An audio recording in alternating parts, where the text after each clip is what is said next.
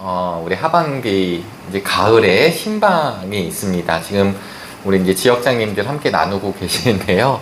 물론 이제 모든 속회, 모든 속도원이 모이기가 쉽지는 않겠지만 그래도 우리 지역장님들 한번 살펴봐 주시고 지금 이렇게 시간 조율이 또 필요한 것은 조율을 좀 하도록 그렇게 하겠습니다. 그리고 아울러 우리 정릉교회가 70주년 사역들이 계속 되고 있어서 위에서 기도해 주시면 감사하겠습니다. 오늘 제가 기도하고 우리 속회공과 교육을 시작하도록 하겠습니다. 하나님의 은혜를 감사합니다.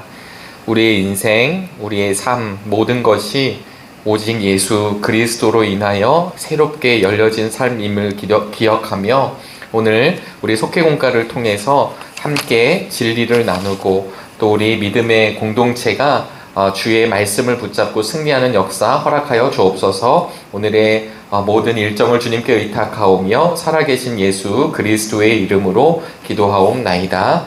아멘.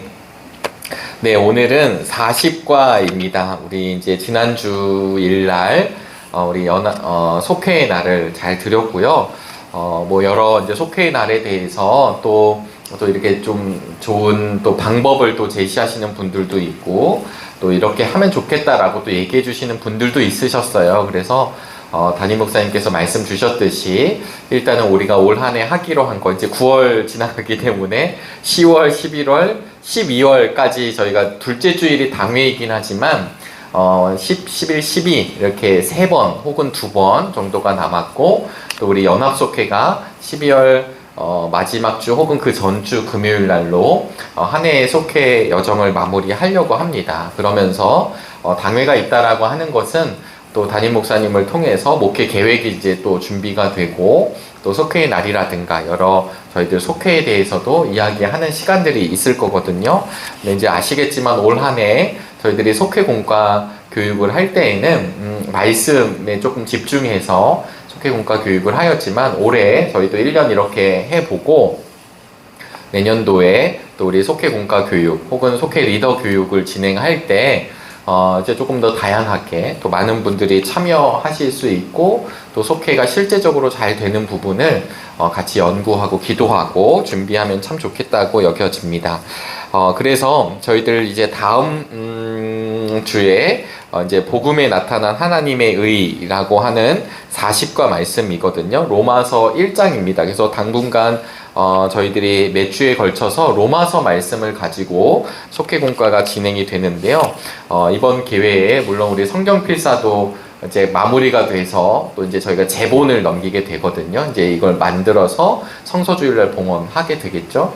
쓰신 분들도 계시겠지만 우리 로마서 말씀은 많은 믿음의 선배님들이 이 로마서 말씀, 성경의 말씀이 안 중요한 성경 말씀이 없겠지만 로마서 말씀을 특히 묵상하고 또 말씀을 봉독하고 말씀을 읽고 말씀을 연구하다가 정말 그 복음의 진수 예수 그리스도의 진리 이런 걸 만나서 삶이 변화되고 또 그렇게 말씀의 길을 걸어갔던 수많은 신앙의 선배님들이 계십니다.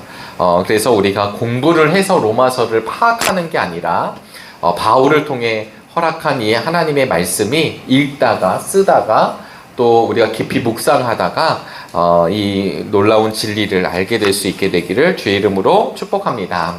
그래서 오늘 속회공과를 잘 보시면요. 이제 지금 역사적으로 가고 있는데요. 역사적으로 보시면 우리 구약시대를 거쳐서 예수님 시대, 그 다음에 우리 사도행전의 이야기도 하였고 또 바울을 통해서 지금 서신서 후반부 이야기가 진행이 되고 있어요. 그래서 오늘의 핵심은 복음에 나타난 하나님의 의라고 하는 개념입니다. 그러니까 여기 지금 함께 말씀을 나누고 있는 우리들은 이 개념을 다 잘 알고 계시겠지만 또 우리 속도원들 중에서 또 우리가 속회를 나누면서 다시 한번 복음의 메시지를 살펴보면 참 좋겠다라고 여겨집니다. 바울의 인생을 잘 살펴보면 바울은 굉장히 열심히 있는 자예요. 그래서 참 그분의 삶을 예수님 만나기 이전의 삶도 누구도 손가락질 할 만한 삶이 아니셨죠. 그리고 바울, 베드로, 야고보 우리 사도들이 계시지만 이 사도들과 또 비교했었을 때 바울은 우리가 알다시피 하나님이 주신 지혜와 지식과 그의 어떤 신분이 있었어요. 베드로는 어부 출신이지만 바울은 그냥 처음부터 아주 높은 그 바리새인 중에 바리새인이고 가말리엘의 문화생이었고 제자였고 세 명의 제자 중 한 명이라고 이야기하잖아요. 그랬던 바울이 아시다시피 스데반 집사님이 돌아가시고 난 뒤에 스데반 집사님이 돌아가실 때 그 옆에 있었잖아요. 그리고 나서 그럼에도 불구하고 성경은 이제 그걸 분명하게 조명을 해주고요. 그 옆에 있었던 바울, 성경에선 사울이 이 사울이 이제 그 사내들인 공의회에 이 문서를 받아가지고 이걸 받아내는 거죠. 그래서 내가 이 합법적으로 그리스도 이단을 따라가는 사람들을 내가 잡아 죽이리라. 이렇게 마음을 먹고 가는 거. 여러 번 말씀드렸지만 다메섹 길을 걸어갈 때, 다마스커스로 가는 길을 갈 때 이 사울이 정오에 우리 부활하신 주님을 만나요. 그래서 여러 번 말씀드렸지만 아니 그 뜨거운 낮에 여러분 우리 올 여름 엄청 더웠잖아요. 왜 이렇게 더운지 모르겠어요. 지금 이제 바람은 선선해졌지만 한낮에 뜨거운 열기가 아직 있지만 그래도 이제는 가을이다 이게 확 느껴지지만 불과 지난 추석만 하더라도 다들 이러시더라고요. 이런 더운 추석 정말 힘들었다 이런 얘기 많이 하셨던 것처럼 이 더위가 참 어렵잖아요. 근데 물론 우리의 이 약간 습한 우리 대한민국의 기후이지만 그쪽은 좀 건조하겠죠. 그럼에도 불구하고 그들은 그 한낮의 땡볕에 뭘 하는 문화가 아닌 거예요. 너무 땡볕이니까. 근데 그 땡볕에 사울이 가고 있다라는 것을 통해서 우리는 무엇을 유추할 수 있고 무엇을 생각할 수 있냐면 그 더위가 있어도 그 힘듦이 있어도 내가 빨리 그냥 그리스도인들 잡겠다고 가는 거잖아요. 얼마나 열심히 있나요? 네. 가다가 그냥 쉰 게 아니라 그 열심 가지고 살았던 인물이라는 것도 우리가 좀 기억을 하셔야 돼요. 그런데 이 루터가 아니라 이 바울이 그렇게 가면서 예수 그리스도 부활하신 주님을 만나게 됩니다. 우리가 유명한 예전 우리 개역개정에서 보시면 사울아 사울아 내가 왜 나를 핍박하느냐 이런 이제 음성이 들리게 되고 눈이 가려지게 되고 그리고 아나니아를 만나게 되고 그리고 다시 눈을 뜨게 되고 여러분 제가 전에도 말씀을 드렸지만 성경에서 눈을 감았다가 눈을 뜬다 눈을 감고 감았다가 다시 뜬다.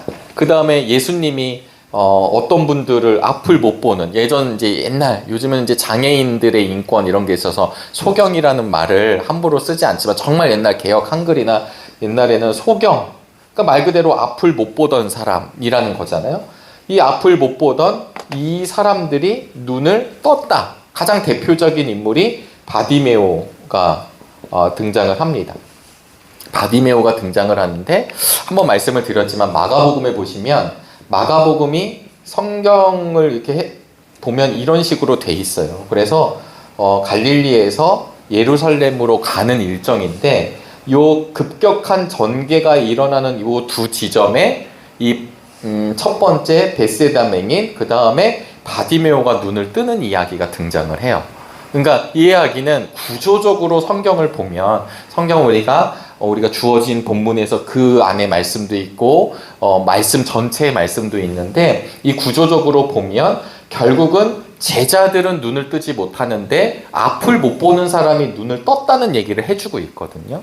그러니까 눈을 떴다라고 하는 건 그냥 눈 깜빡 감고 있다가 보인다 이런 뜻도 있겠지만 사실은 영적으로 본다는 거예요. 영적으로 보는 게 뭐겠어요? 눈을 감았다가 뜨게 되니까 진짜 예수 그리스도가 누군지 하나님의 나라가 무엇인지 바울의 입장으로 얘기를 해보면 내가 가말리엘의 문화생이고 로마의 시민권을 갖고 있고 그 다음에 내가 유대인이고 그러면서도 바리새인 중에 바리새인이라고 하는 것 그가 자랑으로 내세울 수밖에 없는 것 우리나라로 치면 내가 왕족의 몇 대 손이며 내가 우리 집 가문이 어떤 가문이며 그 다음은 내가 이러면서도 유수한 대학을 유학을 해서 졸업을 해서 내 저 해외에 저기 뭐 클린턴이나 뭐 이런 유명한 사람들과 내가 동문이며 그 다음에 내가 미국의 시민권을 갖고 있으며 여러분 이게 사람들이 얘기를 하면 아 그러냐? 이러지 않고 몰리잖아요.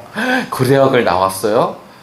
당신 미국의 시민권이 있으세요? 제가 미국을 좋아해서가 아니라 미국이 제일 지금 강한 나라니까요. 그런 것들이 갖고 있음에도 불구하고 그것을 뭘로 여긴다고 바울은 고백을 하냐면 배설물로 여긴다고 하잖아요. 여러분 그 제가 가끔 이제 설교를 하거나 말씀을 준비하면서 드는 생각은 저희 아이들이 남자 아이들이 이렇게 제가 옛날에 그랬거든요. 혹시 아세요? 카봇이 있고 또봇이 있거든요. 그 만화 영화 중 그 아이들 애니메이션 중에 제가 첫 아들이 있었을 때는 또봇이 보고 카봇이 보고 이게 뭐가 맞는지 뭐가 짝퉁인가 이렇게 생각을 한 거죠. 근데 나중에 보니까 캐릭터인 거예요.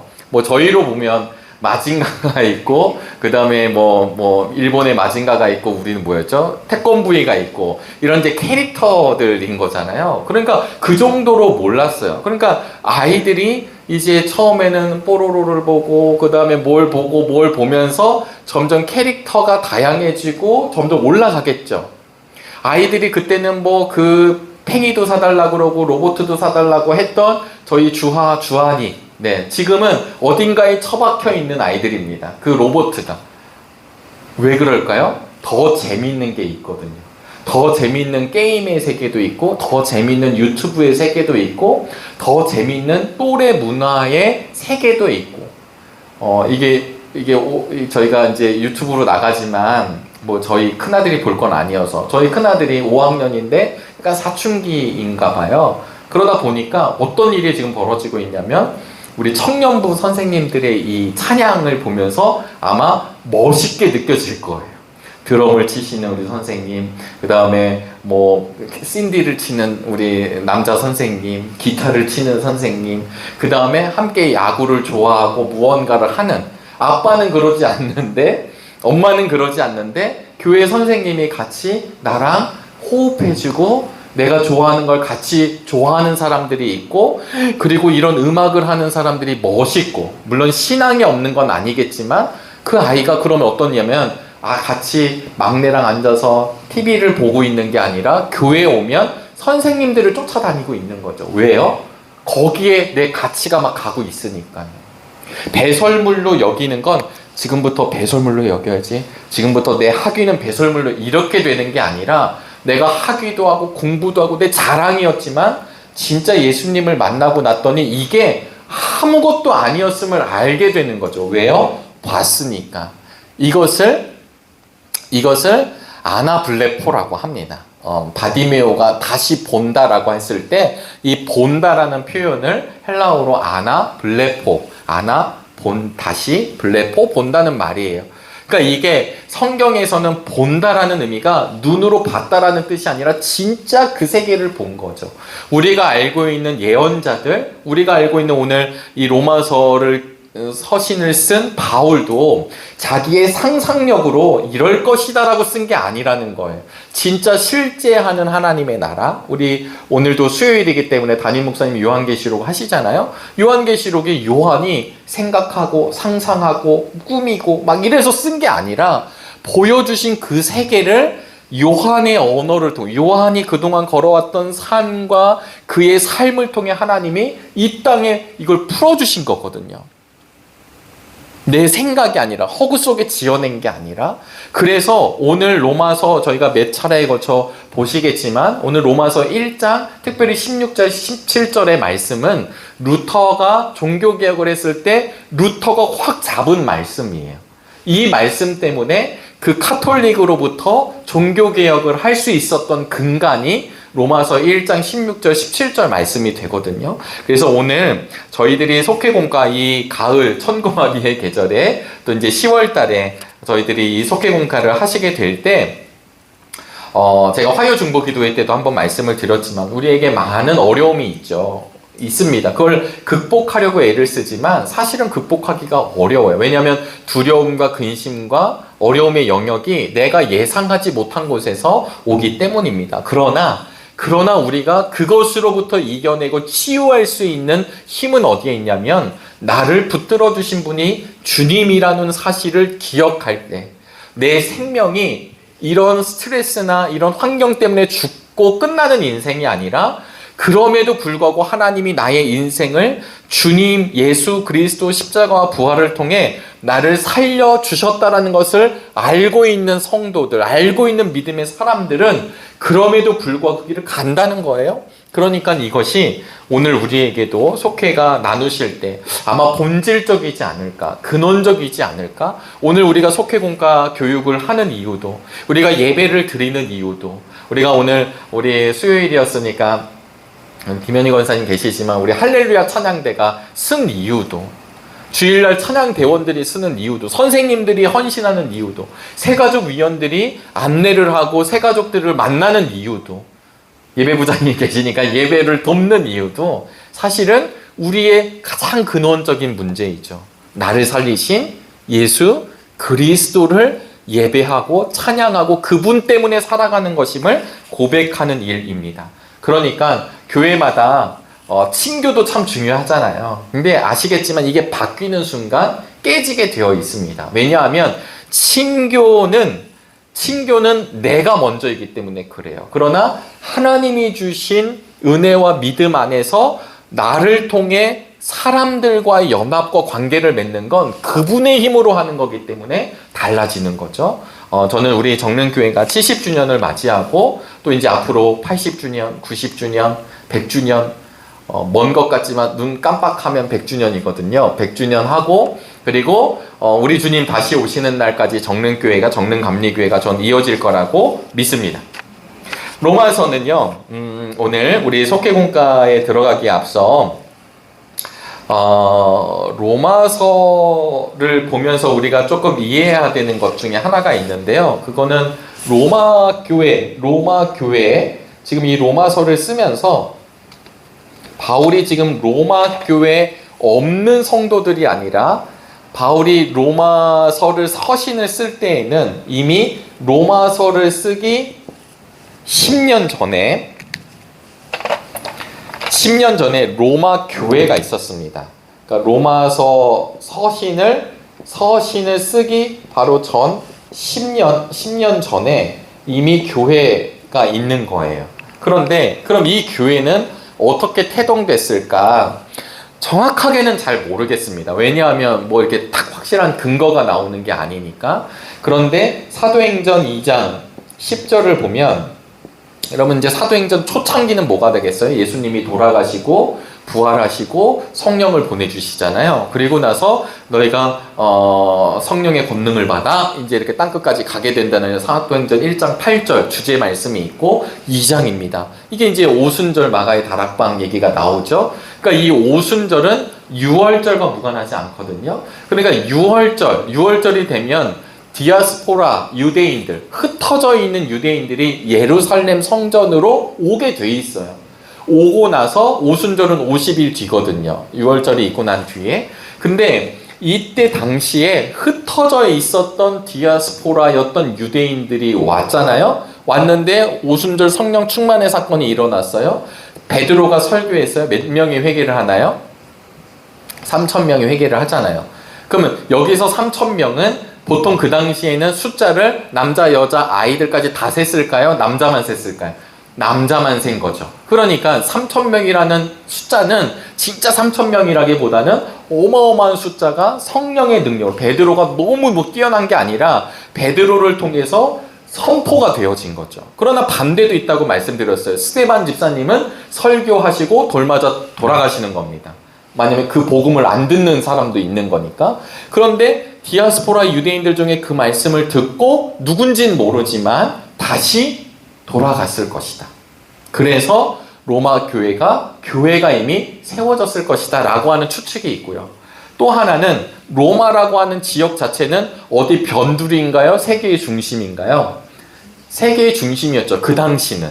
그러니까 이제 이 어떤 헤게모니, 힘, 파워가 이제 우리가 아시겠지만 우리 지금 구약을 보시면 아시리아에 있다가 바벨로니아에게 있다가 그 다음에 헬라 아니 메대 페르시아로 넘어왔다가 페르시아 했다가 그 다음에 헬라로 넘어왔다가 로마로 넘어가는 이 거대한 역사적 흐름 속에 이미 이 1세기에는 이미 이 로마가 거의 권력을 잡고 있는 거죠. 그러니까 로마가 중심이에요. 그래서 학자들은 주전 48년 정도에 48년 폼페이우스 장군이 유대를 완전히 함락을 했을 때, 유대를 한번 함락을 했었을 때, 망한 거는 AD 70년, 주후 70년 디도 장군에 의해서 완전히 이스라엘이 멸망하지만 그 전 주전 48년에 이미 폼페이우스 장군이 들어와서 한번 정리를 합니다. 이때 로마에 이 유대인들이 이제 잡혔으니까 노예들이 생겨날 거 아니에요. 많이 죽었겠지만 노예들이 생겨서 학자들에 의하면 이 노예들이 로마로 갔을 것이다. 뭐 다 간 건 아니지만 이때 로마로 간 노예들이 있다는 것이죠. 그러니까 그리고 주전 예수님이 태어나시고 뭐 이랬을 당시에 보면 비문에 따르면 그러니까 로마에 있는 무덤의 어떤 글자들을 보면 그 당시에 이미 그 로마 안에 10개에서 15개 정도 되는 유대인들이 모였다는 회당에 대한 근거들이 이제 고고학자들을 통해서 드러냈어요. 그러니까 이 얘기는 뭐냐면 로마라고 하는 그 큰 도시에 유대인은 한 명도 없었던 게 아니라 이런저런 이유로 인해서 로마에 유대인들이 이미 있었고 어떤 학자는 한 3만 명에서 5만 명 정도로 추산하는 학자도 있고 2만 명에서 한 3만 명으로 뭐 그거는 우리가 학자가 아니고 살아보지 않았으니까 잘 모르지만 어쨌든 중요한 사실은 살았던 사람들이 있었다라는 거예요. 그래서 이런 가설에 의해서 로마 서신을 쓸 때는 이미 10년 전에 로마 교인들이 있었던 상황이에요. 근데 제가 이제 역사적인 얘기를 좀 하는 이유는 이 로마 교회 안에 처음은 누가 이 교회를 세웠을까요? 황제가 세웠을까요? 아니면 군인이 세웠을까요? 아니면 노예였던 어쨌든 스터졌던 어떤 유대인들이 세웠을까요? 유대 그리스도인들이 복음을 받아들이고 크리스찬이 된 뒤에 교회가 태동이 됐겠죠. 그러나 우리로 얘기하면 이민사회였기 때문에 유대인들만 있었던 것이 아니라 유대인들과 이 상황에서 이방, 이게 로마 사람들일 수도 있고 아니면 거기 온 또 다른 노예일 수도 있고 어쨌든 이방 그리스도인들이 함께 모입니다. 이 문제가 중요한 이유는 로마서에 보면 유대 그리스도인들과 이방 그리스도인들의 갈등의 문제를 계속 얘기하거든요. 바울이. 그래서 우리로 얘기하면 유대 사람들은 뭔가 율법을 지키고 제가 전통적으로 문화적으로 맞다고 그랬잖아요. 우리 한국 문화가 있는 것처럼. 그러니까 유대인들은 자연스럽게 할례를 받고 율법 모세오경을 지키고 이런 게 당연한 거예요. 예수 그리스도를 알지만. 근데 이방 그리스도인들은 모세가 뭐 누군지도 모르고 뭐 율법이 뭔지도 모르고 예수 그리스도를 믿음으로 그 구원의 길이 열린다는 사실에 들어왔는데 유대계 크리스찬들은 계속 이런 걸 얘기하고 또 제사가 얼마나 많았겠어요. 여기 로마 신전들 앞에서. 그럼 그 제사를 했던 고기를 먹냐 마냐 뭐 이걸 이 윤리적으로 도덕적으로 합당하냐 마냐 막 이런 걸 따지잖아요. 여러분 그 로마사를 연구하다 보면 왜 사람들이 그리스도인들을 신뢰했는가를 볼 수 있는데요. 그 이유는 로마는 목욕탕 문화라고 하잖아요. 그러니까 이 목욕탕 문화가 뭐 우리 한국도 목욕탕 문화가 굉장히 강하지만 로마를 얘기할 때 목욕탕 문화가 강하다라고 하는 건 거기에서 세신을 잘했다는 얘기인가요? 뭔가 음란하다는 얘기인가요? 네, 후자의 이야기잖아요. 목욕탕에 모든 사람이 정결했다라는 얘기를 해주는 게 아니라 뭐 거기서도 있고 뭐 동성 얘기도 있고 로마에 대한 많은 얘기가 있습니다. 그런데 그 당시 종이었고 노예였고 죽음에 앞서져 있었던 그리스도인들의 자세와 태도를 군인들이 제일 먼저 봤다는 거예요. 왜냐하면 그들이 사자밥이 되거나 이럴 때 물론 모르겠어요. 그 기록에 따르면은 사람들이 그럼에도 담대하게 들어가잖아요. 이게 쉽지 않잖아요. 근데 동일하게 우리나라 예전에 뭐 이렇게 우리 이제 또 국내 성지순례를 가겠지만 이 국내 성지를 갔었을 때 또 공산당에 의해서 막 순교당하는 분들 보면 비굴하게 돌아가시지 않고 당당하게 자신의 신앙을 얘기하고 돌아가신 얘기가 이제 국내 성지순례 가면 이제 나오게 되거든요. 그러니까 그 얘기는 뭐냐면 로마 시대 때 특별했다는 게 아니라 복음이 들어온 사람들의 자세와 태도를 로마 군인이 봤을 땐 그냥 나 안 믿어요 하고 그냥 빠져도 될 것 같은데 안 그랬다는 거예요. 또 하나는 유대 크리스찬, 그러니까 유대인들의 어머니들이요, 자신의 자녀들을 양육하는 모습이 로마 엄마들하고 달랐다는 지점이고요. 유대 여성들이 순결과, 여기서 말하는 건 어떤 남녀 성을 이야기하는 게 아니라 그 당시 막 그냥 음란한 문화 가운데 있어서 본인들이 가지고 있는 신앙과 자세, 하나님 앞에서 그들이 정결함을 오히려 로마의 권력층들이 보고 있었다는 것으로 학자들이 결론을 내요.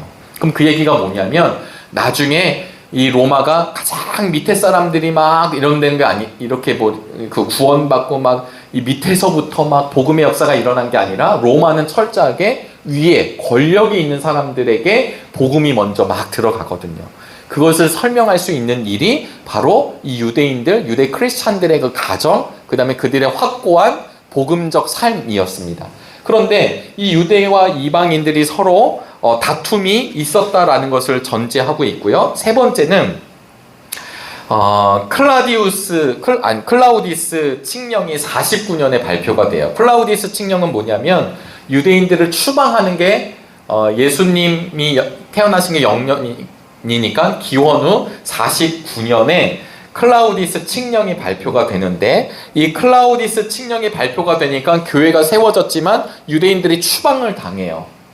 그러다가 이 다음 황제가 누구냐면 네로 황제가 되는데, 네로 황제가 54년도부터 68년도까지 네로 황제의 기간이에요. 근데 우리가 아시는 네로 황제가 처음에는 다시 유대인들을 들어오라고 하고, 우리가 잘 아시는 그 다음 장면이 유대인들이 좀 많아지고 그 다음에 이제 그 로마 시내를 이제 불태웠는데, 이걸 보면서 누구에게 이제 덮어 씌웠다고요? 네, 그리스도인들에게 이제 덮어 씌우면서 이제 핍박, 1차 핍박이 이제 일어나게 됩니다. 그래서 로마 교회 설립이 이런 식으로 일어나는데, 지금 이 클라우디스 칙령이 일어났었을 때 교회에 유대인들이 없겠죠. 이방인들만 남았겠죠. 근데 다시 네로 황제 때는 들어왔겠죠. 그러면 둘이 너무 행복했을까요? 뭔가 또 다툼이 일어났을까요? 참 인간은 그 죄성이 있어가 죄인이어서 이게 참 평화로울 것 같은데 또 자기 생각이 시작되면 이게 끝이 없는 거 이미 우리가 잘 알고 있습니다. 그래서 이런 상황 가운데 로마서를 쓴 목적이 뭐냐면 이제 이게 3차 전도 여행 때 이 편지를 쓰거든요. 그러니까 3차니까 거의 마무리잖아요. 근데 그 당시에 이 바울은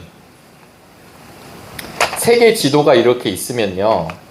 네, 제가 그림을 엄청 잘 그려가지고, 네, 이게 세계입니다. 세계. 네, 여기가 이제 이스라엘이라고 보면, 바울이 봤었을 때는 여기가 사실은 아시아 지역이고요. 이 더 들어오는 거는 그의 이제 인식 속에 없었다고 봐야죠. 그리고 여기 이제 유럽 대륙과 아프리카 대륙이 이렇게 있다고 보면, 바울에게 있어서 끝은 어디였냐면 스페인입니다. 스페인. 그러니까 이 스페인이 바울이 생각했던 끝이에요. 그리고 더 밑으로 어디까지 가는지는 사실 바울의 시각으로는 좀 알지 못해요. 그러다 보니까 3차 전도 여행을 하고 있었던 바울이 로마 교회를 거점으로 스페인으로 갈 기본적인 생각을 가지고 있었다라고 하는 게 첫 번째고요. 그러면서 또 그 로마 교회 안에서 방금 말씀드린 대로 유대계 크리스찬과 이방인 크리스찬들의 뭔가 좀 다툼과 나눔에 대해서 중재하고, 다시 왜 여러분들이 하나가 되어야 되는지를 이야기하는 내용이 나오게 되고요. 그리고 나의 이제 마지막 선교, 이제 저 땅 끝으로 갈 스페인을 바라보면서 이제 선교 사역을 마무리하게 될 텐데, 이 마무리를 하면서 나의 신학, 내 목회, 그리고 내가 갖고 있는 신앙, 이 모든 걸 집대성하고 총정리할 필요성을 이 로마 교회에게 편지를 보내면서 했다는 거예요. 그러니까 집대성돼 있다라는 것을 우리가 함께 기억해 주시면 감사하겠습니다. 그리고 여길 거점으로 본인이 이제 선교 사역을 하게 됐었을 때 기도 후원자 또는 우리 물질적으로 재정적으로 이 선교사님을 우리 바울을 도울 수 있는 이 후원에 대해서 그가 생각하고 이 이야기를 했다라고 하는 것입니다. 제가 이제 복음 이 로마서에 대해서는 다음 주도 계속 조금 더 나누겠지만, 그러면서 오늘 속회공과 1장 1절로부터 17절까지 말씀이 시작되는데요. 로마서 첫 인사가 이렇게 시작합니다. 그리스도 예수의 종인 나 바울은. 다시 한번 읽어드릴게요. 그리스도 예수의 종인 나 바울은 부르심을 받아 사도가 되었습니다. 나는 하나님의 복음을 전하기 위하여 따로 세우심을 받았습니다. 그러면서 이제 쭉 나오면서 이 복음에 대한 이야기가 등장하고 있습니다. 여러분, 이제 복음이라고 하는 것이 무엇인가? 저희가 이 복음에 대해서 복음은 뭡니다. 이게 저희가 무슨 학원은 아닌데요. 그러나 복음에 대해서 분명하게 할 필요가 있습니다. 이 복음이라는 것은 말 그대로 영어로는 good news라고 해서 좋은 소식. 그럼 무엇이 좋은 소식인가? 라고 하는 것에 대해서 바울이 로마서 1장 1절 처음에 그리스도 예수라고 표현을 했습니다. 그리스도 예수. 자, 예수라고 하는 이름은, 물론 구약의 이름은 이게 여호수아거든요. 예슈아 이렇게 얘기도 하고요. 그러니까 이 예수라고 하는 이름은 우리 예수님만 딱 썼던 이름인가요? 아니면 흔한 이름인가요? 네, 흔한 이름인 거예요. 그래서 우리 예수님을 어디서 태어나신 예수님이라고 이야기를 하냐면 나사렛 예수라고 하잖아요. 그러니까 그 시대에 통틀어서 예수님 그분 한 분만 있었던 것이 아니라 구약에서는 여호수아라는 이름으로, 그 다음에 신약에서는 그게 예슈아, 예수라고 하는 이름으로 계속 있는데 어디서 태어났느냐를 얘기해요. 근데 앞에서 지금 뭐라고 얘기하냐면 그리스도 예수라는 거예요. 그럼 그리스도라고 하는 건 뭐냐면 크리스토스라는 말이고, 이 말은 히브리어로는 우리가 너무나도 잘 아시지만 메시아라고 하는 이 말이죠. 그러니까 그리스도라는 말, 메시아라는 말, 이 말이 구원자라는 뜻이죠. 그러면 구원이라고 하는 건 뭐냐면, 구원이라고 하는 것은 건져짐을 받는 겁니다. 네, 붙들림을 받고 들림을 받는 거죠. 그러니까 여기서 들림을 받았다. 그래서 제가 이것을 예표하는 구원의 사건 중에 가장 첫 번째가 유월절이라고 몇 번 말씀을 드렸습니다. 유월절, 널 넘어가리라. 영어로는 pass over, 네, 히브리어는 페사흐 이렇게 쓴다고 말씀드렸어요. 그럼 이때 왜 넘어갔느냐? 어린 양의 피를 문설주와 좌우 임방에 바르면 10번째 재앙을 내렸을 때 내가 그 표식을 보고 넘어가리라. 다시 이제 반문을 드리면, 그때 야 무슨 소리야, 그거 한다고 무슨 일이 일어나? 라고 했던 사람이 있었을까요, 없었을까요? 저는 있었을 거라고 봅니다. 네, 있었어요. 그럼 야, 그 바빠 죽겠는데 그거 붙여 막 지금 난리인데 그걸 지금 막 9번째 재앙까지 있었잖아요. 그거 못하러 해. 그래서 사실은 이걸 어디서 알 수 있냐면 순수한 유대인들만 나온 게 아니라 잡족들도 같이 나오잖아요. 얘기를 들어서 한 사람들. 그러면 이 패스오버를 할 때에는 우리의 노력이 아니라 이 표식을 가진 사람인 거죠. 또 하나는 우리가 이제 민수기에 보면 불뱀이 막 돌아다녀요. 불뱀이 막 돌아다녀서 불뱀으로 심판을 막 받는데 불뱀한테 물리면 열병이 일어나는 거예요. 그때 이제 모세를 통해서 하나님이 주신 게 뭐냐면 노뱀을 쳐다보라 라고 하는 거잖아요. 그러면 그때 또 안 본 사람이 있었을까요, 없었을까요? 있는 거죠. 아니 지금 아파 죽겠는데 왜 저거 보면 낫냐? 이게 합리적이니까요. 근데 지금 제가 드린 이 사건들이 예표하는 거죠. 왜냐하면 이 사건이 나중에 십자가에 달리신 예수 그리스도, 당연히 그 시대에도 진짜 십자가에 달리신 예수님을 보면서 안 믿은 사람이 수두룩하고요. 믿지 못했던 제자들이 부활하신 주님으로 인해 믿었다라는 것을 보여주는 거죠. 그래서 이 부활의 능력, 성경은 무엇을 우리에게 말씀해 주시냐면 정말 내가 믿어볼게, 내가 믿어줄게가 아니라 그분의 은혜와 능력으로 믿어지는 거죠. 저는 이것이 우리에게 정말로 놀라운 은혜가 되기를 소망합니다. 여러분, 생각보다 많은 그리스도인들 중에 안 믿어져가지고 막 미치려고 하는 분들 많이 있어요. 근데 지금 와서 안 믿어 라고 얘기하기에는 민망하고, 믿는 건 또 아니고, 뭐 이런 거 있잖아요. 그러니까 그냥 덮어놓고 믿어봅시다 이런 얘기가 아니라 믿어지는 거예요. 그 말씀이 나에게 주신 말씀이고, 나를 살리신 말씀이고, 이 말씀이 나에게 내 능력이 아니라 하나님의 능력으로 그의 영혼, 우리가 다 불과하다고 할 만한 영혼. 그래서 사실은 우리는 그런 죄를 어쩌면 저지르는 거 아닐까요? 저 사람의 가능성을 재단할 때가 많잖아요. 여러분, 교도소에서 흉악범들을 보시면서 내 사람이야, 난 저분 이런 사람 없고요. 흉악범들을 딱 보는 순간, 저는 아직 안 가봤지만 느껴진다고 하더라고요. 눈의 살기, 그의 그 어떤 어둠의 어떤 이 아우라 같은 것들. 여러분, 조직폭력배 이렇게 만나보셨나요? 그분을 만나면 막 가서 안아주고 싶나요? 피하고 싶나요? 거칠잖아요. 그런데 그들은 더 거칠어지는 거죠. 왜냐하면 그 세계에서 내가 연약해지면 내 뒤가 어떻게 될지 모르잖아요. 그러니까 어둠에 있는 사람들은 더 어두워지는 거예요. 그렇게 해서 자기를 그 사단의 권세 아래 자신을 더 포장하는 거죠. 근데 제가 이 말씀을 드리는 이유는, 하나님은 그런 사람들, 죄송합니다, 이게 조폭들이 보면 안 되는데, 하여튼 그 뭐 조폭, 뭐 살인자, 뭐 연쇄 살인마, 우리가 봤을 때는 어마어마한 사람들을 우리는 재단하죠. 저 도저히 회생 불가해, 그냥 교도소에 있어야 돼, 사형을 시켜야 돼, 저 사람은 쓸모없는 인간이야, 우리는 함부로 진짜 얘기하지만 그 안에 있는 그 영혼들조차 하나님은 포기하지 않으신다는 거예요.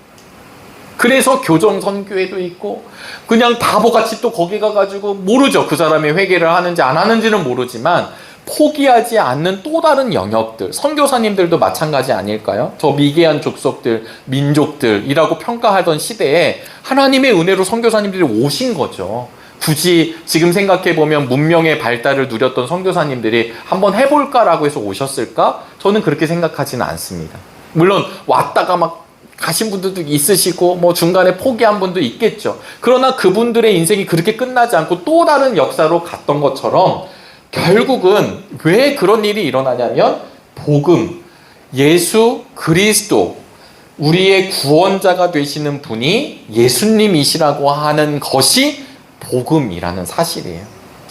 나를 살리시는 분, 나를 건지시는 분이 내 힘, 내 의지, 다른 신들, 재물, 돈, 관계, 다른 파워, 내 경험, 이런 게 있지 아니하고, 그 죽었다가 다시 살아나신 하나님의 아들이신 그분, 그 그리스도가 바로 예수님이시라는 게 복음이라는 거죠. 이것을 표현을 하면 예수님이 그리스도라는 것이 복음인 것입니다.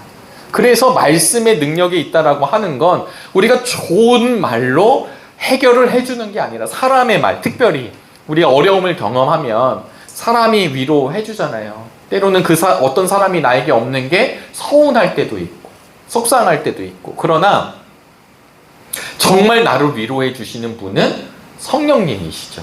파라클레토스, 파라 옆에서 클레토스, 나를 변호해 주시고 위로해 주시고 함께 하시는 분. 변호하신다라는 건 사단의 권세가 너는 아니야, 너는 끝이야, 너는 별 볼 일 없어, 너는 하나님의 자녀가 아니야, 너는 할 수 없어, 너희 가정은 끝난 거야, 너는 이미 거짓말장이야, 너는 아무것도 아니야 라고 끊임없이 우리의 마음과 머리를 조종하고 그 생각으로 침투해 들어올 때 성령님께서 그것을 아니라고 하는 거죠. 아니야, 너는 내 자녀야, 나는 너를 특별하게 생각해, 나는 너를 위해 하나님께서 사랑하는 아들을 보내셔서 그분이 십자가에 달려 돌아가심으로 말미암아 내가 너를 위해 이 땅에 왔다라는 메시지를 우리 성령님을 통해서 그래서 그게 변호하시는 거거든요.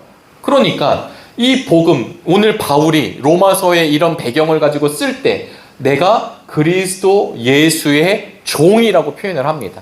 왜냐하면 이게 왜 또 중요하냐면요, 로마 교회를 보고 썼습니다. 로마죠. 그냥 세계의 중심이죠. 누가 신일까요? 이미 담임 목사님을 통해서 우리 요한계시록 때도 이야기를 하지만 로마의 신이 누구신가요? 로마는 왕이 신인 거예요. 황제, 카이사르가 신입니다. 카이사르가 신이라고 선포한 거예요. 그러니까 내가 황제의 종이어야지 어디서 듣지도 못한 그리스도 예수의 종이라고 이야기하는 것 자체가 그 당시 황제로 봤었을 때는 이거 막 열받는 거예요. 그런 의도성이 같이 로마서에 기록이 되어 있죠. 정말 누가 왕인가? 그래서 로마서를 읽으면 누가 우리의 인생에, 우리의 삶에 이 교회의 주인이 누구십니까? 라고 묻는 거죠. 한 사람이 좌지우지할 수 있는 게 아니라 어떤 명품 가문이 이끌어가는 게 아니라 나의 인생의 주인이 나의 주님, 내 인생의 왕이 성경은 누가 왕인가를 쓰는 거라고 여러 번 말씀을 드렸잖아요. 누가 우리의 인생의 주인입니까? 지금 밖에 나가보면 야, 우리 인생은 우리 거야. 내 인생은 내 거야. 어떻게 그렇게 고리타분하게 살아? 즐기면서 살아야지. 재미있게 살아야지. 여러분 근데 저도 요즘에 생각해 봤어요. 제가 80년대 그 할머니 때의 기억이 뭐가 있냐면 80년대입니다. 80년대 88 올림픽 할 때까지도 할머니 집에 밖에 변소였거든요. 그래서 그 변소 가기가 너무 싫었어요. 왜냐하면 깨끗하지 않았거든요. 우리로 얘기하는 빨간 휴지 줄까 파란 휴지 줄까가 바로 그런 거였고요. 또 생각해 보니까 87년도 88년도 89년도가 이제 제가 초등학교 1, 2, 3학년인데 그때도 제가 다녔던 오정 초등학교 화장실이 그 푸세식 화장실이었던 게 어느 날 기억이 났어요. 그러니까 잘 먹고 잘 살고 하는 걸 경험했지만 또 하나는 연탄이 쌓여져 있었고 부처님에도 불구하고 우물이 있었고 할머니 집에 방 한 칸씩 그 새들어 사시는 분들의 그게 있었고 대문이 있었고 제비가 앉아 있었고 마당이 있었고 뒤에 뭐 앵두나무가 이런 게 어느 날 딱 느껴지면서 나는 처음부터 빌라와 아파트에 살던 사람이 아니라 그런 흙을 밟았던 사람이라는 거죠. 불과 저의 어린 시절.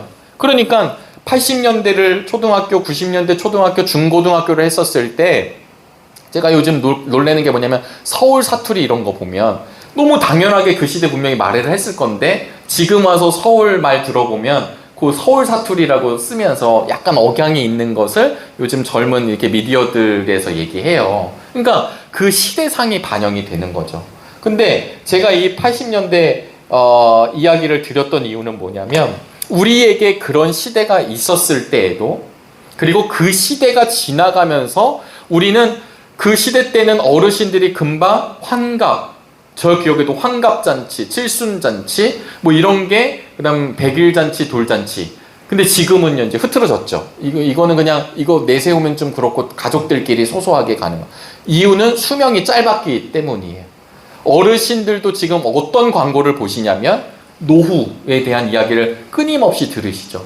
내가 이 정도 사는 것만으로 만족하는 게 아니라 나보다 더 잘 살고 더 혜택을 누리는 사람들을 보여주면서 내가 못 살았다는, 그래서 자꾸 강조한다는 거예요. 신앙인들이라고 피해가는 게 아니라 똑같이 오는 거예요. 애들은 더 하겠죠? 청년들도 더 할 거예요. 교회에 오는 게 고리타분한 거야. 교회에 오는 거 아무것도 아니야. 허송세월 하지 마. 근데 이것으로부터 이겨낼 수 있는 단 한 가지는 뭐냐면 우리 아이들과 자녀들과 아무리 어르신이어도 내 인생이 끝이 있다라는 사실과 내 인생의 끝을 끝으로 내버려 두시지 않고 하나님과 동행하는 삶을 주신다는 복음의 메시지가 없으면 그냥 그 흐름으로 간다는 거죠.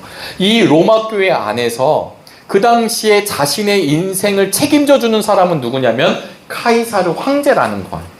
황제, 이 로마 제국이 나를 끌어주고 로마 황제가 이 길을 닦아주고 로마 황제가 정의를 알려주고 하는 거지 예수가 아닌 거잖아요. 그런데 바울이 뭐라고 얘기하냐면 그리스도 예수의 종이 나라고 시작하면서 이 로마서의 말씀이 시작되는 것을 기억하실 수 있게 되기를 바랍니다. 오늘 좀 시간이 가서 한 가지만 더 말씀을 드리고 로마서 말씀을 조금 더 나누고자 하는데요. 그러면서 이 바울이 이야기하는 것 중에 하나는 뭐냐면 오늘 본문의 제목처럼 하나님의 의로우심을 그가 발견을 한 겁니다. 제가 다음 주에 루터 얘기를 조금 더 하도록 하겠지만 하나님의 의로우심, 하나님의 의가 무엇인가? 로마서 1장 16절 17절 말씀하고 연결이 되는데요. 우리 함께 읽어보도록 하겠습니다. 로마서 1장 16절 17절 말씀입니다. 나는 복음을 부끄러워하지 않습니다. 이 복음은 유대 사람을 비롯하여 그리스 사람에게 이르기까지 모든 믿는 사람을 구원하는 하나님의 능력입니다. 하나님의 의가 복음 속에 나타납니다. 이 일은 오로지 믿음에 근거하여 일어납니다. 이것은 성경에 기록한 바 의인은 믿음으로 살 것이다 한 것과 같습니다. 아멘. 이 믿음은 의인은 믿음으로 산다라고 하는 건 이제 하박국서에 보면 예언의 말씀으로 나오게 되죠. 그러면 여기서 말하고 있는 하나님의 의로우심이라는 게 뭐냐? 이 하나님의 의롭다. 사실은 정의와 이 의의 개념이 공의와 의의 개념이 있습니다. 이 공의는 뭐냐면 하나님은 죄와 함께 하실 수 없어요. 그러니까 예를 들면 제가 예전에 아이들하고 이야기를 할 때 하나님의 나라는 깨끗한 하얀색 도화지와 같다고 이렇게 설명을 해요. 그러니까 뭐 제가 만든 건 아니고 많은 이제 우리 설교가들이 이야기한 거죠. 여러분 하나님을 우리가 죄를 좀 검은색, 블랙이라고 좀 이미지를 생각해 보면 화이트, 하얀 거 그냥 없어요. 우리가 화이트보드가 좀 이렇게 완전 화이트한 건 아닌데 그러니까 요 박스 안에가 하얘가지고 여기가 천국이라고 만약에 생각을 해봐요. 제가 죄인이에요. 검은색이에요. 근데 제가 하나님 뭐 용서하시든 말든지 내가 천국은 하얀 곳이에요. 근데 제가 나는 그냥 죄 있었지만 나 천국에 가고 싶어요. 그래서 내가 여기 왔어요. 그럼 여기가 천국이에요, 아니에요? 다시 말씀드릴게요. 천국은 얘가 하나도 없는 데여야 천국인데 제가 죄인인데 나 천국 가고 싶다고 여기 뿅 들어갔어요. 그럼 여기가 논리적으로 천국이 되나요? 못 되나요? 안 된 거죠. 왜냐면 여기 있잖아요. 여기 변준원이 여기 있잖아요. 그러니까 내가 가면 나는 천국이라고 하는 장소적으로 간다고 갔지만 죄인이기 때문에 이미 하나님과 함께 할 수 없다라는 거예요. 천국의 개념이. 그러니까 이 하나님의 나라에 들어가는 건 하나님이 공의로운 하나님이시기 때문에 야 죄인들도 천국에 들어오고 야 너 나쁜 놈이야 막 남들이 다 때려 죽인다고 하는 놈도 와 있는 게 아니라는 거예요. 용서가 안 된 사람들은. 그러니까 결국 공의는 하나님은 죄는 심판하시는 하나님이세요. 루터가 이 부분에서 평생을 좌절하는 거예요. 내가 죄인인데 하나님이 나를 심판하실 것 같은데 내가 이거 살 수 있는가? 내가 하나님의 자녀인가? 내가 어떻게든 살아보려고 20년을 그가 수원에 들어가서 막 발룩이고 막 절룩이고 뭐 하여튼 뭐 주기도문을 외우고 막 자기를 치고 뭐 별짓 다 하는 겁니다. 왜냐하면 그 죄책감과 죄성을 이겨내려고.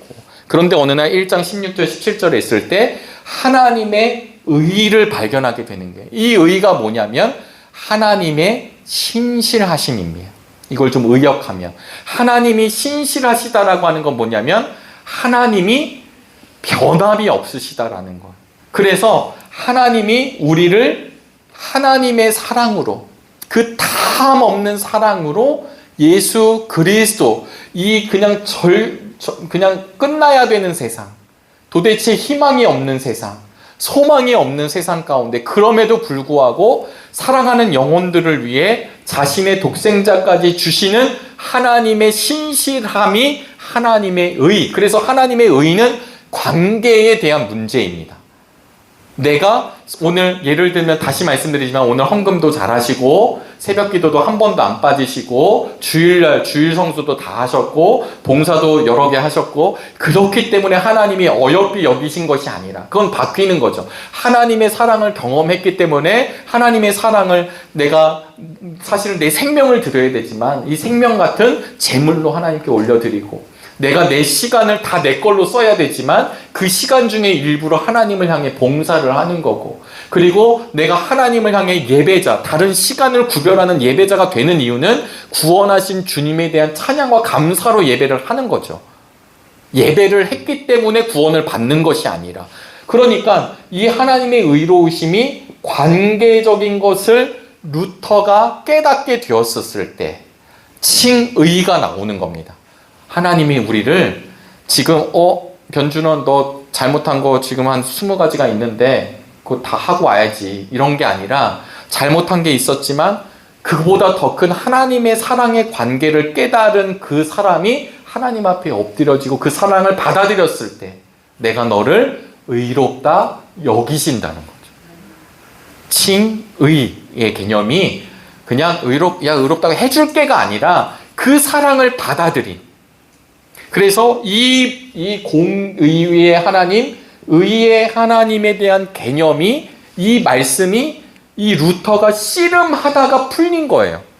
그래서 사실은 루터를 이해하려면 종교개혁을 이해하려면 어떤 마음이 가장 중요하냐면 정말 내가 받아들여질 수 있는 존재인가 완전 밑바닥까지 가 있었던 루터를 경험하지 않으면 그냥 말장난이 될 수 있거든요.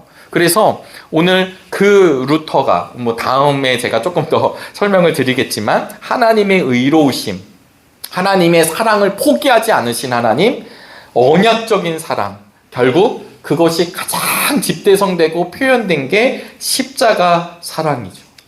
그 십자가 사랑을 통해서 아까 말씀드린 이 공의의 개념은 어떻게 바뀌냐면 아담이 지은 불순종, 글씨를 잘 못 썼지만 아담이 지은 불순종으로 시작된 잘못된 이 역사와 관계를 십자가의 사랑을 통해 다시 되돌려 놓으신 하나님의 사랑을 기억하셔야 되는 것입니다. 아멘이신가요? 네. 오늘 속해 공과 교육을 해야 되는데 그렇습니다. 그래서 우리 교재를 보시면요. 바울이 보여준 복음의 핵심이 무엇입니까? 첫째가 복음은 예수 그리스도십니다라고 하는 의미가 그냥 예수 그리스도 이름을 얘기하자 이런 게 아니라 그 예수님이 나의 구원자라고 하는 게 분명한 것이 복음이 된다라고 하는 것을 우리 첫 번째 우리 1절부터 7절로 이야기하였고요. 8절부터 15절은 그 복음은 결국은 머물러 있는 것이 아니라 흘러가더라는 것입니다. 이게 정확한 비유는 아니지만 제가 말씀드렸잖아요. 야, 여기 너무 용하대. 이 병원 가면 너무 잘한대. 그러면 그 병원이 지금 몰리나요? 안 몰리나요? 다들 제가 보니까 리스트가 있는 것 같더라고요. 허리가 아프면 어디에 누구 선생님, 어디가 아프면 어디 선생님, 예를 들면 우리 정릉으로 보면 어디가 좀 감기가 있으면 어디 약이 잘 듣는 거, 이제 우리 약사 선생님 계시지만 어쨌든 이게 처방을 선생님들이 하시잖아요. 그러니까 그게 뭐냐면 사람들이 봤었을 때는 무언가 나에게 도움이 되고 맛집이라든가 이게 되면 이게 얘기를 하지 그걸 숨기지 않더라는 거예요. 마찬가지로 내 생명을 살리신 예수 그리스도가 분명해지면 그 주님이 하셨음, 그 주님이 나의 구주가 되심을 이야기하는 거죠. 그것을 나의 복음이 되는 거죠. 그것을 체험적 신앙이라 하죠. 그게 없는 사람들은 사실 되게 이지적일 때가 많이 있어요. 이지적인 게 나쁘다라는 말씀이 아니라 그냥 이렇게 내가 납득할 만한 것으로 설명하려는 거. 근데 하면 할수록 무엇을 느끼냐면 복음은 심플한 거죠. 그 대신 이 복음의 능력은 이제 다이너마이트 말의 어원이잖아요. 이 능력이라는 말이. 그러니까 터지면 막 폭파하는 거지. 띵 하면 중남하나 이 정도가 아니라는 거죠. 우리를 변화시키는 건 나의 좋은 선생님이 나를 잘 가르쳐 주셔서 변하는 게 아니라, 나의 부모님이 나를 잘 해주셔서 어느 정도는 따라가겠지만, 어느 좋은 친구가 나를 좀 이렇게 해줘서 따라가는 가겠지만, 내 삶과 죽음의 길은 예수 그리스도로 인해서 변화되는 것, 이것이 우리 믿는 성도들에게 분명할 수 있게 되길 축복합니다. 그래서 이 메시아는 누구로부터의 메시아냐? 어디로부터냐? 죄와 죽음으로부터 우리를 살리시는 것입니다. 그래도 넘어지잖아요. 네. 그래도 막 넘어집니다. 우리가 막 넘어져요. 그럴 때 다시 일어서는 복음의 능력을 붙잡고 나아가시는 우리 모두가 되길 축복합니다. 그래서 마지막 세 번째에는 복음에는 예수 그리스도 하나님의 능력과 의의가 나타나게 되는 거죠. 예수 그리스도를 통해 하나님과의 관계가 다시 새로워지는 것입니다. 혹시 사랑하신다는 말을 잘 하시나요? 제가 요즘 뭘 느끼냐면 아이들에게 뭐 어렸을 때는 애들이 뭐 듣는지 마는지 모르니까 아 예뻐 이런 거 하잖아요. 근데 조금씩 크면 클수록 약간 이제 기싸움도 있고 막 있잖아요. 근데 예전에 제가 막 청년 사역하거나 뭐 청년 사역 그러면 너무 거창하지만 뭐 청년부 맡은 거죠. 그리고 뭐 이렇게 뭐 이렇게 우리 청년들을 대상으로 또 부부 세미나 뭐 이렇게 청년 이후에 청장년들 이런 거 하면 그런 얘기 해요. 뭐 부부끼리 서로 사랑한다고 잘 얘기하시고요. 이게 이론적으로는 그랬는데 또 하다 보니까 살다 보니까 안 될 때, 그 약간 한국 남자들이어서 약간 멋쩍다. 제가 아이들 케어할 때 배웠던 한 가지는요. 아이들을 혼낼 수 있잖아요. 가끔 뭐 저도 뭐 버럭할 수도 있잖아요. 그러고 나서 저희 그 이모남 사모가 항상 했던 얘기가 있어요. 그랬지만 그 다음에 아이를 꼭 안아주고 아빠가 소리 질러서 미안해. 아빠가 이렇게 너 하라고 한 거야. 이렇게 꼭 얘기를 하라고 신혼 때부터, 그러니까 아이를 낳으면서부터 얘기했거든요. 지킨 적이 거의 없습니다. 왜냐하면 버럭하고 난 뒤에 머쓱한 거예요. 그러고 나서 야 미안해. 이게 조금 이상해. 지금 사람이 이상해 보이기도 하고 쉽지 않았어요. 근데 어린 아이도 안 됐는데 다 큰 사람한테 제가 나중에 청년된 우리 아들한테 미안하다. 이게 쉽지 않을 거라 생각이 되거든요. 그래서 많은 이 가정사역 하시는 분들이 훈련이라고 사랑한다고 계속 고백하고 안아주고 허그하고 터치하고 이런 거 안 해놓으면 나중에 점점 어렵다고 하는 얘기를 하시는 이유를 조금 알 것 같아요. 저의 고백이었지만 예수 그리스도 그 복음이 나에게 분명히 되고 분명하고 실제가 된 것은 선포하는 것입니다. 때로는 넘어졌지만 그럼에도 불구하고 다시 일어서는 거예요. 그래서 그분과 함께 다시 스텝을 밟고 나에게 맡겨주신, 우리에게 맡겨주신 사명을 감당해 나가는 거죠. 때론 교회가 우리 정릉교회 말고 다른 교회들도 시끄러울 때 있잖아요. 그럼 교회가 그러면 안 되겠죠. 그러나 그렇다고 끝난 게 아니라는 거예요. 그 안에서 하나님이 다시 새롭게 정립하시고 그리고 다시 사람들이 하나님 앞에 진짜 회개하게 하시고 그러면서 교회가 다시 새로워지는 것 경험하게 됩니다.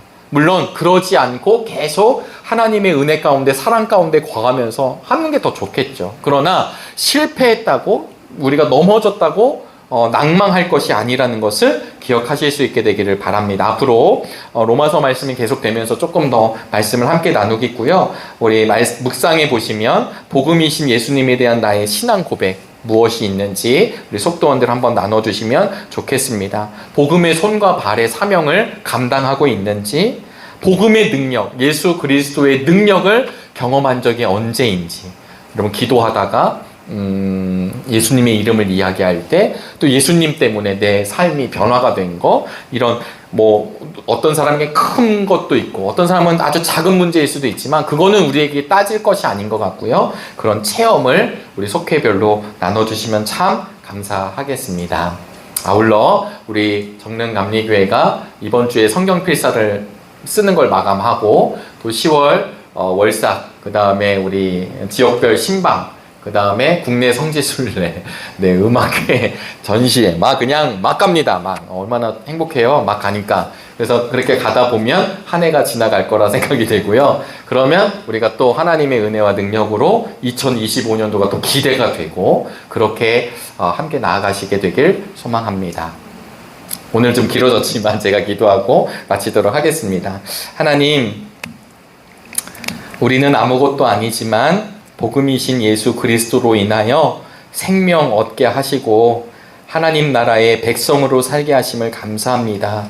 그럼에도 이 땅의 삶을 살아갈 때 우리에게 지식이, 경제가, 관계가, 정치력이 왕이라고 생각하며 우리에게 다가올 때가 있지만 하나님 우리의 믿음이 그것에 휩쓸리거나 넘어지지 않게 하여 주시고 우리의 왕은 오직 예수 그리스도임을 고백하는 우리 정릉의 모든 성도들이 되도록 복내려 주시옵소서. 우리 속회들마다 하나님 귀하고 아름다운 만남 되기를 소원하오며 살아계신 예수 그리스도의 이름으로 감사하며 기도하옵나이다. 아멘. 감사합니다.